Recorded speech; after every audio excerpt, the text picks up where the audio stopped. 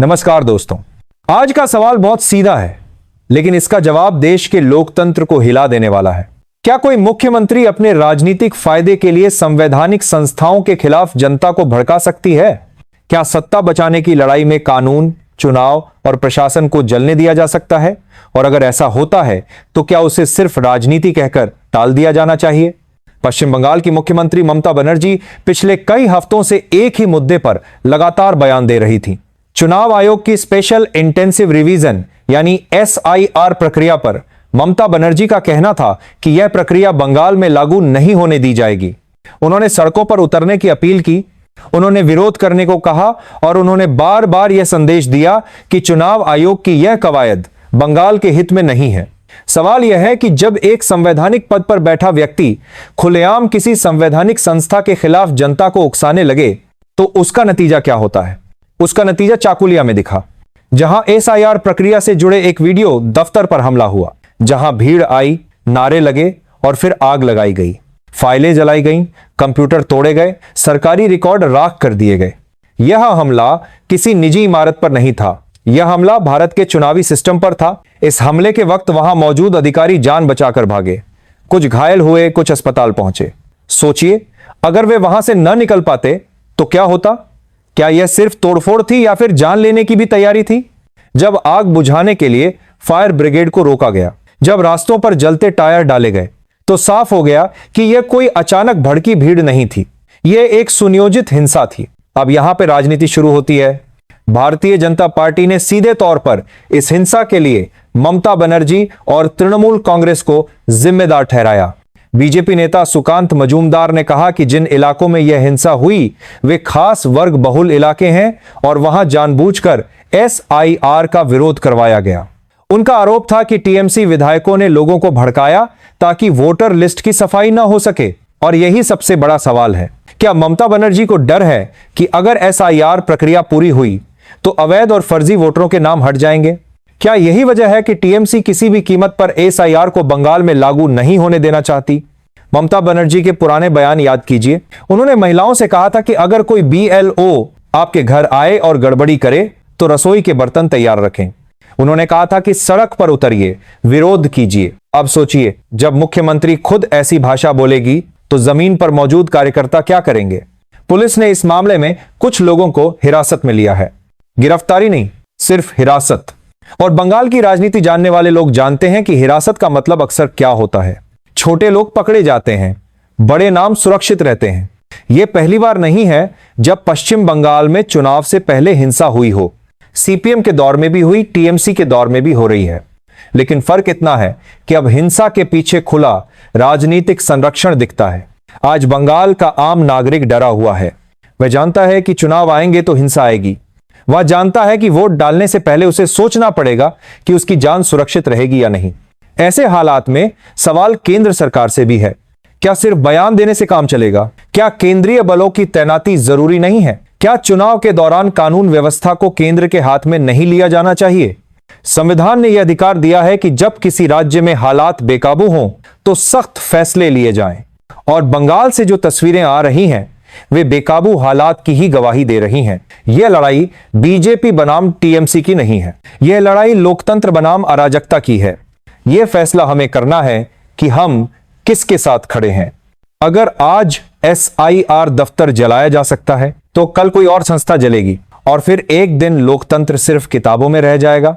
अब जरा सोचिए, चुनाव आयोग की SIR प्रक्रिया का मकसद क्या है? मकसद है वोटर लिस्ट को साफ करना, फर्जी नाम हटाना, अवैध घुसपैठियों की पहचान करना और यह सुनिश्चित करना कि लोकतंत्र में सिर्फ वही व्यक्ति वोट डाले जो इस देश का वैध नागरिक हो। लेकिन यही प्रक्रिया ममता बनर्जी और तृणमूल कांग्रेस को सबसे ज्यादा चुभ रही है। सवाल उठता है कि आखिर क्यों ममता बनर्जी बार बार कह रही हैं कि सर बंगाल में लागू नहीं होने दी जाएगी? क्यों TMC के नेता इसे लोकतंत्र पर हमला बता रहे हैं? और क्यों अचानक से SIR के विरोध में हिंसा भड़क उठती है? इसका जवाब बंगाल की वोट बैंक राजनीति में छिपा है। पश्चिम बंगाल में दशकों से एक खास वर्ग की राजनीति की जाती रही है। वोट की ताकत को सत्ता की ढाल बनाया गया और प्रशासन को उस ढाल के पीछे छुपा दिया गया। SIR इस पूरी व्यवस्था को चुनौती देता है क्योंकि अगर फर्जी वोटर हटेंगे तो सत्ता की गणित बदल जाएगी। और यही डर ममता बनर्जी की राजनीति में साफ नजर आता है। भारतीय जनता पार्टी का आरोप है कि तृणमूल कांग्रेस नहीं चाहती कि अवैध घुसपैठियों के नाम वोटर लिस्ट से हटे। बीजेपी का कहना है कि यही वजह है कि ममता बनर्जी चुनाव आयोग के खिलाफ जनता को भड़का रही हैं। बीजेपी नेताओं ने यह भी कहा कि चाकुलिया जैसी घटनाएं सिर्फ एक ट्रेलर हैं, पूरी फिल्म अभी बाकी है। चाकुलिया की घटना के बाद स्थानीय लोगों के बयान भी सामने आए हैं। लोग खुलेआम कह रहे हैं कि उन्हें पहले से अंदेशा था कि कुछ बड़ा होने वाला है।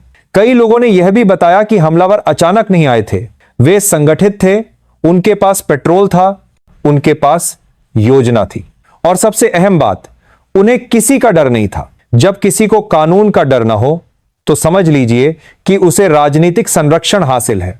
अब सवाल पुलिस पर भी उठता है। क्या पुलिस को पहले से इनपुट नहीं थे? क्या इंटेलिजेंस फेलियर हुआ या फिर जानबूझकर आंखें मूंद ली गईं? ममता बनर्जी बार बार खुद को लोकतंत्र की सबसे बड़ी रक्षक बताती हैं, लेकिन सवाल यह है कि क्या लोकतंत्र की रक्षा सरकारी दफ्तर जलाकर की जाती है? क्या लोकतंत्र का मतलब यह है कि अगर आपको कोई प्रक्रिया पसंद नहीं आई तो आप हिंसा पर उतर आए? अगर यही लोकतंत्र है तो फिर अराजकता और लोकतंत्र में फर्क क्या रह जाएगा? आज बंगाल में आम आदमी सबसे ज्यादा असुरक्षित महसूस कर रहा है, खासकर वे लोग जो सत्ता से अलग सोच रखते हैं। उन्हें डर है कि अगर उन्होंने आवाज उठाई तो उन्हें निशाना बनाया जाएगा। चुनाव के वक्त यह डर और भी बढ़ जाता है, क्योंकि इतिहास गवाह है कि बंगाल में चुनावी हिंसा सिर्फ खबर नहीं होती, बल्कि कई परिवारों की जिंदगी तबाह कर देती है। इस पूरे घटनाक्रम ने चुनाव आयोग के सामने भी बड़ी चुनौती खड़ी कर दी है। आयोग की जिम्मेदारी है कि वह निष्पक्ष और शांतिपूर्ण चुनाव कराए, लेकिन जब राज्य सरकार ही अप्रत्यक्ष रूप से विरोध में खड़ी नजर आए, तब आयोग के सामने सवाल खड़ा होता है कि वह अपनी प्रक्रिया कैसे पूरी करे। अब बात आती है केंद्र सरकार की। क्या केंद्र सिर्फ मूक दर्शक बना रहेगा? क्या सिर्फ बयान और ट्वीट से हालात काबू में आ जाएंगे? संविधान में साफ प्रावधान है कि अगर किसी राज्य में कानून व्यवस्था पूरी तरह से चरमरा जाए तो केंद्र हस्तक्षेप कर सकता है। और बंगाल से जो तस्वीरें आ रही हैं वे यही बता रहे हैं कि वहां हालात सामान्य नहीं हैं। केंद्रीय बलों की तैनाती अब विकल्प नहीं बल्कि जरूरत बन चुकी है। कुछ विशेषज्ञ तो यहां तक कह रहे हैं कि अगर हालात ऐसे ही रहे तो राष्ट्रपति शासन पर भी चर्चा होनी चाहिए। यह कोई राजनीतिक बयान नहीं है बल्कि संवैधानिक मजबूरी की बात है, क्योंकि जब राज्य अपने नागरिकों की सुरक्षा नहीं कर पा रहा तब संविधान केंद्र को जिम्मेदारी देता है।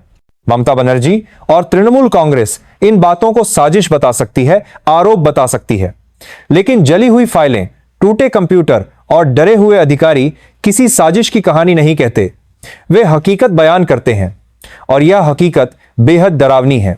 आज अगर एसआईआर दफ्तर जला दिया गया तो कल कोई थाने को जला सकता है, परसों किसी कोर्ट को, और फिर लोकतंत्र सिर्फ भाषणों तक सिमट जाएगा। दोस्तों, यह वक्त ताली बजाने या पार्टी देखने का नहीं है, यह वक्त सवाल पूछने का है। सवाल ममता बनर्जी से, सवाल टीएमसी से, सवाल प्रशासन से और सवाल सिस्टम से। क्योंकि अगर आज हमने यह मान लिया कि हिंसा राजनीति का हिस्सा है तो कल हमारे बच्चों को इसका खामियाजा भुगतना पड़ेगा। पश्चिम बंगाल सिर्फ एक राज्य नहीं है, वह भारत के लोकतंत्र का आईना है, और उस आईने में जो तस्वीर दिख रही है वह बहुत साफ नहीं है। उसमें डर है, उसमें आग है और उसमें राजनीति की काली परछाई है। इन सवालों के जवाब अभी आने बाकी हैं, लेकिन एक बात तय है, अगर अब भी सख्त कदम नहीं उठाए गए तो आने वाले दिन और भी मुश्किल होंगे। आप क्या सोचते हैं?